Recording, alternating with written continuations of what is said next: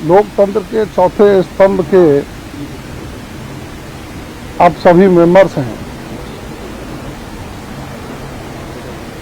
निश्चित रूप से आज सदन में जो भावुक पल था, माननीय अध्यक्ष जी आसन पर भावुक हुए और वो इसलिए हुए कि सदन के ही एक सदस्य जो कांग्रेस के प्रदेश अध्यक्ष भी हैं, उन्होंने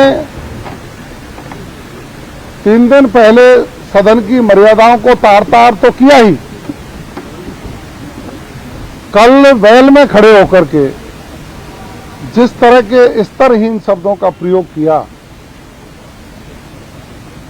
माननीय अध्यक्ष जी के संबंध में, जो स्तरहीन शब्द प्रयोग किए गए, उससे पूरी विधानसभा के सम्माननीय सदस्य और आसन का आहत होना निश्चित है।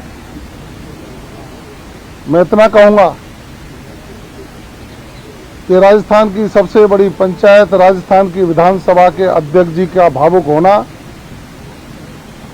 उनकी आंख से गिरा हुआ एक एक आंसू की कीमत जरूर चाहिए। ये लोग गरिमा को भूल गए। आज बाहर धरने पर बैठकर जनता को गुमराह करने का कुत्सित प्रयास अपने भाषणों से, क्या जनता जानती नहीं है? जो माननीय पूर्व मुख्यमंत्री अशोक गहलोत जी पूरे सत्र में एक भी दिन अंदर आकर के जनता की बात नहीं कह पाए, वो आज विधानसभा से 500 मीटर की दूरी पर, परिसर से 100 मीटर है और विधानसभा का जो कक्ष है, जो विधानसभा स्थल है, उससे 500 मीटर की दूरी पर, मात्र 500 मीटर की दूरी पर खड़े होकर के राजस्थान की जनता को गुमराह करने का प्रयास कर रहे हैं। माननीय अशोक गहलोत जी, आप यदि जनता के सच्चे जनता की बात क्यों नहीं उठाई, और ये कांग्रेस के लोग यदि जनता के सच्चे हितैषी हैं तो बाहर बैठकर जनता को भ्रमित करने का क्यों प्रयास कर रहे हैं? बजट पर बहस चल रही है, यदि बजट में कुछ खामियां कमियां आपको लगती हैं तो जनता के हित में सदन में अंदर रहकर आप जनता की, ये सिर्फ अपनी गलती को दबाने के लिए कि कल इनके कांग्रेस के प्रदेश अध्यक्ष माननीय गोविंद सिंह जी डोटासरा साहब ने विधानसभा अध्यक्ष जी के कमरे में बैठकर ये हाँ भरी थी कि मैं अपनी गलती के लिए खेद व्यक्त करूंगा। राजेंद्र पारीक साहब उसके गवाह हैं। आज वो कह रहे हैं कि कोई गीता पे हाथ रख के कह दे, तो आप आत्मचिंतन करिए, मनन करिए। आपके ही दल के वरिष्ठ सदस्य आदरणीय राजेंद्र जी पारीक साहब द्वारा यह प्रस्ताव रखा गया था कि जो गोविंद सिंह जी डोटासरा साहब द्वारा आसन के प्रति गलत व्यवहार किया है, उनकी भावना को आहत किया गया है, उसके लिए वो खेद व्यक्त करेंगे। और मैं कह रहा हूं, मैं स्वयं उस वार्ता में मौजूद था।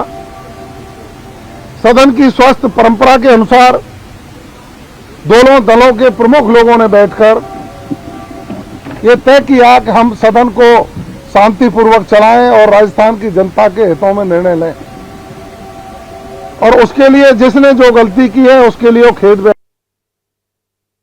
डोटासरा जी ने कहा था कि मैं खड़ा होकर के खेद व्यक्त करूंगा, हाँ भर के। अध्यक्ष जी के कमरे से और विधानसभा के सदन तक आने में किस नेता ने उनको गुमराह किया, ये यक्ष प्रश्न है कि वो कांग्रेस की व्यवस्थाओं को तार-तार करने पर कौन नेता लगे हुए हैं।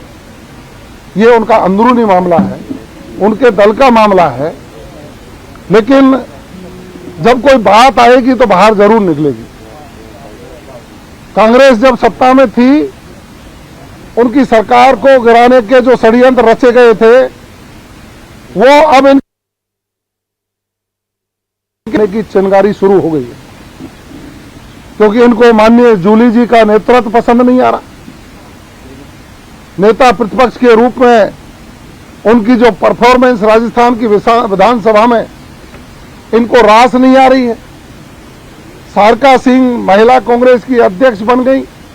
जातीय समीकरण के आधार पर कुछ और परिवर्तन किए जा सकते हैं, वो भय शायद इनको सता रहा है। तो मैं इतना ही कहूंगा कि इन लोगों को जनता से माफी मांगनी पड़ेगी। जनता के हितों पर कुठाराघात कांग्रेस के लोगों के द्वारा किया गया है। जिस उद्देश्य से किसी सदन में चुना जाता है, उस उद्देश्य की पूर्ति न करके थोती राजनीति करने पर उतारू हुए भारतीय जनता पार्टी का विधायक दल संकल्पित है कि माननीय मुख्यमंत्री जी के नेतृत्व में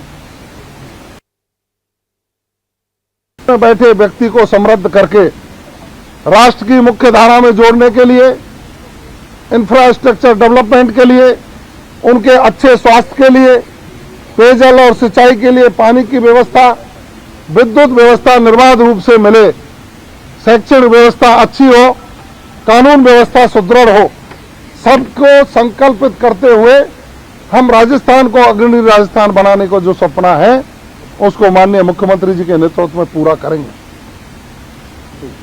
तो क्या जैसे अभी साहब की मीटिंग हुई है स्पीकर से उनके भावुक होने के बाद, तो क्या आप सोच रहे हैं कि जो माननीय सदस्य जिन्होंने इस तरह किया है, इस तरह के अमर्यादित भाषा, उनके खिलाफ भी कार्रवाई की तैयारी हो रही है? देखिए, ये सदन के अंदर की चर्चा है। जो भी न्यायोचित प्रक्रिया होगी वो अपनाई जाएगी। लेकिन मैं पुनः रिपीट कर रहा हूं, प्रदेश कांग्रेस के अध्यक्ष माननीय डोटासरा साहब द्वारा कल भी सदन में जो अमर्यादित भाषा का प्रयोग करते हुए प्रदर्शन किया, वो सदन की परंपराओं को तार तार करने वाला है, अक्षम्य है।